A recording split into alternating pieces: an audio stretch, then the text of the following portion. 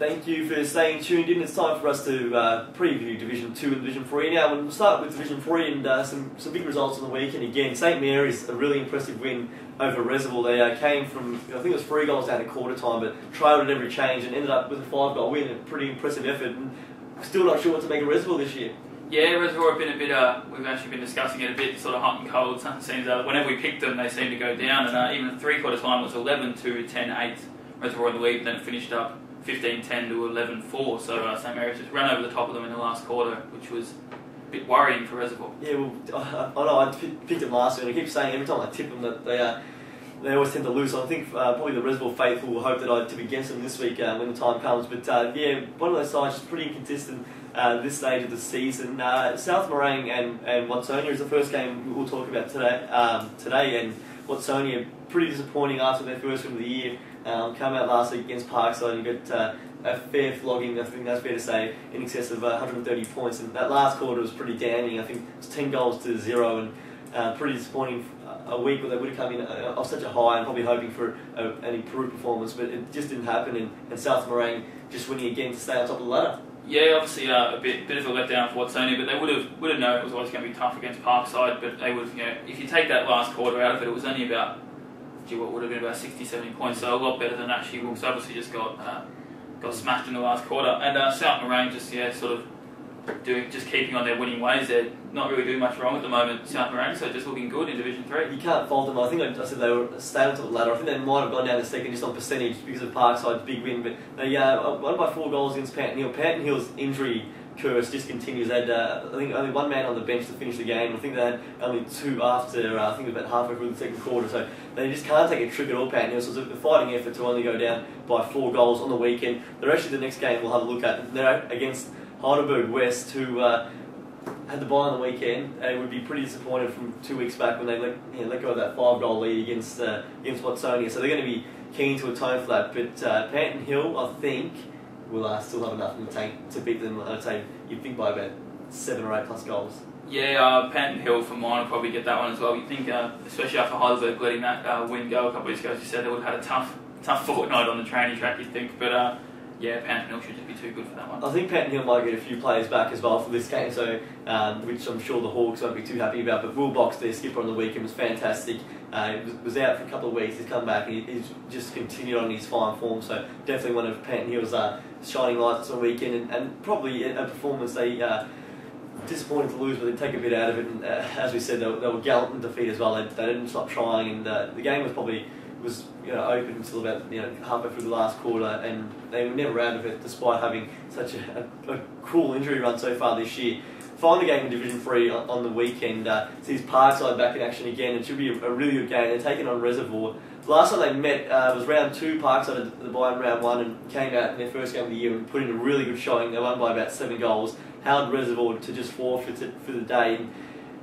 For mine, it's just too hard to actually tip Reservoir at the moment. They're just too inconsistent, and Parkside's barely put a foot wrong all year, and you think you'd be deserving favourites going into this one. Yeah, and especially when you think Parkside are at home as well. So obviously, if you're inconsistent, it never helps when you're on the road. And Parkside should be able to keep going and get another win against Reservoir. They've been able to score some pretty handy amount of goals this year throughout the season. Go back, and I know against Panton Hill they had the shootout where they kicked in excess of 25 goals. And did it again the weekend, so they are able to keep a winning score on most occasions. And it comes from a spread of players as well. But on the weekend it was Dallas King who kicked a dozen. So a fair effort. He went to the top of the Division 3 goal kicking ladder. But if you have a look at the players who kicked bags of goals across the year, I think there's about 5 players who kicked more than 5 goals in a game. So it's a fair effort, and it's good to see they have a good spread of goal kickers, because come finals time, it's good to know that as insurance, if you're leading folks can't get the job done on any given day, that you have a wider spread. It's really hard to stop, and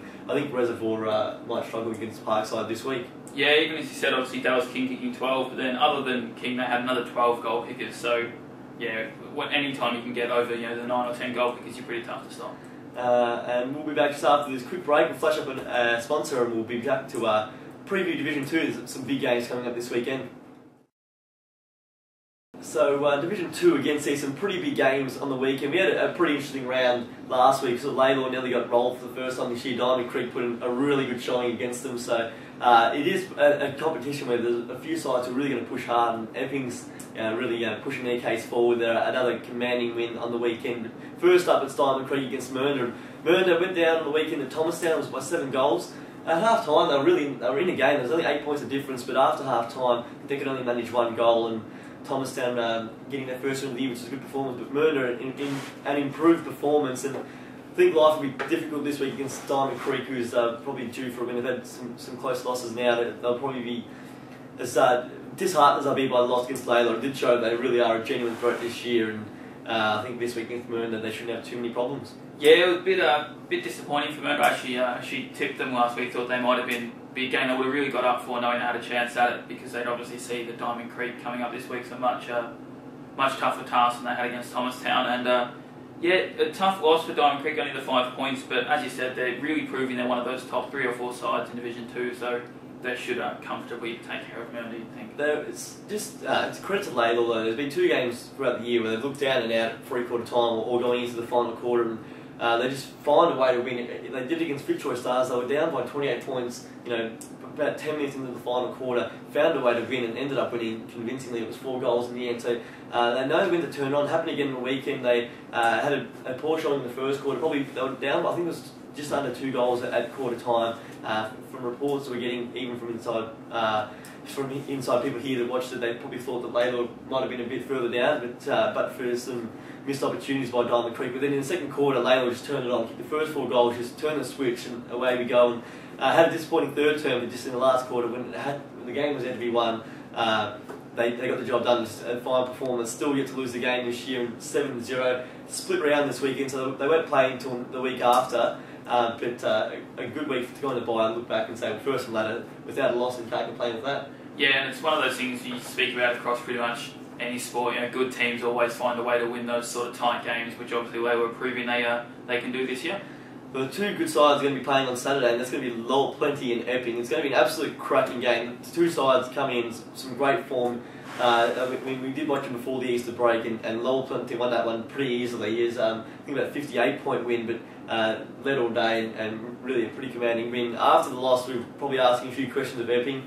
They lost to Lalor the week before, so they were 0-2 going into the Easter break, and definitely that second round game they were really below par. Since then, they haven't put a foot wrong. They've won 5 straight games. On the weekend, a really good win against Hurstbridge. 93 points was the final margin. They've booted 34 goals, and you can't fault them too much. And Aaron Willits kicked 8 again. Holo was in the best again. Daniel Moores has been fantastic, and young Luke LaRossi as well in the best. So they're getting some really good performances by their really good core of players there.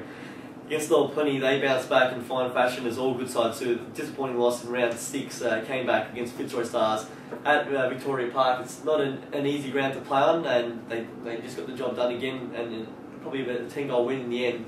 Benny Gill came back with 6 goals. It was disappointing the week before. We see he looked for an improved performance, and he definitely lifted on Saturday. Yeah, it was great to see Lowell Plenty bounce back, because they were a bit, I think we all agree, they were a bit down the week before against Lalor, and they were able to get a nice win against Fitzroy, but even with Epping, they had 54 scoring shots against Hurstbridge, so yeah, massively scoring there. It's almost 1 every 2 minutes, really, you think, isn't it? Well, the last quarter was actually 9 goals to 10, I believe, or 8 goals to 9 in favour of Hurstbridge. So that final term was a pretty goal frenzy, wasn't it? But who do you back in this one? I think Lowell Plenty is in good form, and they obviously won it easily last time. So I guess recent form head to head is what we're going to look most into, and you'd say given on that Lowell Plenty would win. But Epping, their last 5 weeks have been phenomenal. I think they're really going to take it to them. I think the ground might play a big part. Obviously, Epping plays on the big ground each week, and Lowell Plenty, while they're used to playing on the small ground, they actually prefer. We spoke to Billy Barden last week, and he says they're probably better suited to bigger grounds. So they go back to the small paddock down at Lowell Plenty. So this, whether Epping can acclimatise to that would be interesting. But I think at home, they're going to tip Lowell by about 2 or 3 goals, I think. Yeah, I think the biggest thing to take away from when we saw the 2 sides earlier in the year was just Epping couldn't really deal with Lowell Plenty's big forwards. They struggled with them all. The big guys sort of ran amok down there for Lowell Plenty, and you think that just on that, if they can get those big guys the ball in some decent positions, they should be able to just get the win against Epping. Yeah, it'd be a really interesting one, and I'm sure these two teams are going to feature in some bigger games, maybe towards the end of the year. But it should be a really, really good game. We're looking forward to it. On the Sunday, we've got Fitzroy Stars hosting Hurstbridge, and the Stars are disappointing. I think we're looking for them to put a really good showing against the side we expect to be in the finals again this year, and disappointing that they've gone down in the margin they have. Andrew Lovett was named best on ground, so it's good to see him in the best, but otherwise there wasn't too much I can take out of the loss. I think they're sitting fifth on the ladder, and their performances against the top four this year, other than their game against Labour, the other games have all been pretty disappointing, and they haven't really got close to winning a game, and probably their fifth spot on the ladder is a really good indication of where they're at the moment. Yeah, it's sort of hard to tell where Fitzroy are at. They're sort of good one week, down the next, and so sort of either very good or very bad. So obviously it's not. There's just a massive inconsistency there. So they'll need to try to work that out. But Hurstbridge are struggling a little bit at the moment, obviously going down by just under 100 points last week.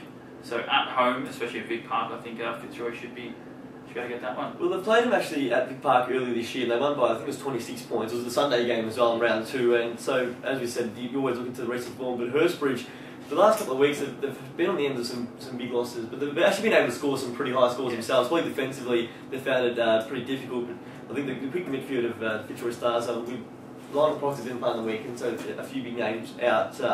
He'll, I'm sure, will come back this week, and as he always does, just rack up the disposals and quality disposals at that. So I think at home I'm going to back them, but Hurstbridge, I think they've had a bit of a disappointing couple of weeks where they've had some big losses, but I really think they can push hard in this one, and be a pretty good game, one to keep an eye on. But I reckon, pardon me, Fitzroy Stars, maybe about 4 or 5 goals, but it'll be an interesting one to watch. Thank you for your time again, tonight. We look forward to seeing you again next week, so keep tuning in, and of course stay online, look at all the results. That has got plenty of news on the website. Quinny's got his preview on here as well, so make sure you're reading that one. It's Bundoora and Greensborough. It's a great read, it's going to be a great game in Divi 1 as well, so thanks for watching and see you next week.